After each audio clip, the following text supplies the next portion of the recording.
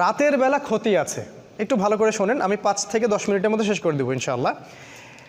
রাতের বেলা কিছু ক্ষতি আছে।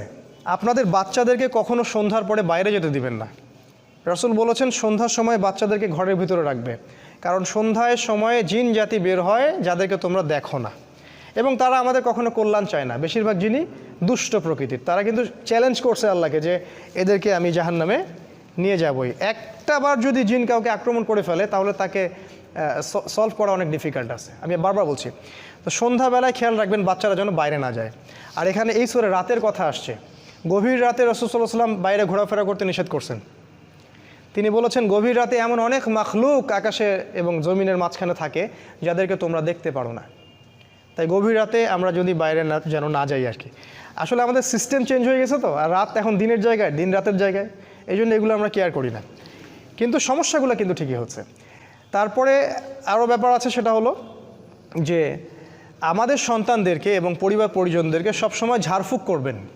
ঝাড়ফুঁক করবেন, ঝাড়ফুঁক মানে আমি তাবিজ ঝুলানো বুঝাইনি, আমি বুঝিয়েছি যে সূরা ফালাক, নাস, আয়াতুল কুরসি, সূরা বাকারা এগুলো পড়ে পড়ে ফু দিবেন।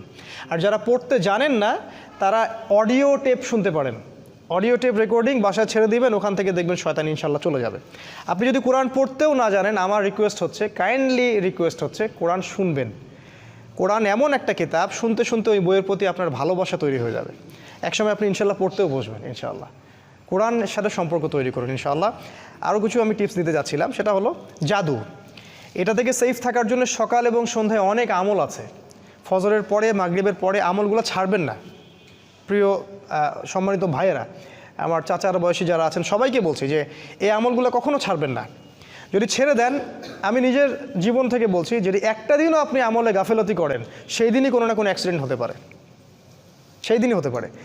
সো সকালে সন্ধ্যায় যে জিকির আজগারগুলো আছে সেগুলো দিকে একটু বেশি শক্তিশালী হতে হবে। যেমন কমন কিছু, আয়াতুল কুরসি আছে, সূরা বাকারার শেষ 2 আয়াত আছে, সূরা হাশরের শেষ 3 আয়াত আছে না, তারপরে ওই যে তাসবিহ তাহলিল আছে, সুবহানাল্লাহ, আলহামদুলিল্লাহ। দোয়া যদি হিসাব করেন 50টা পার হয়ে যাবে।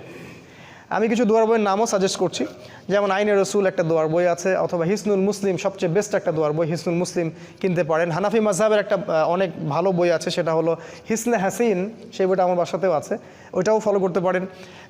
তারপরে রুকিয়া একটা বই আছে, সেটাও ফলো করতে পারেন। তারপরে সহি দোয়া ঝাড়ফুঁক একটা বই আসছে মদিনা থেকে, সেটাও ফলো করতে পারেন।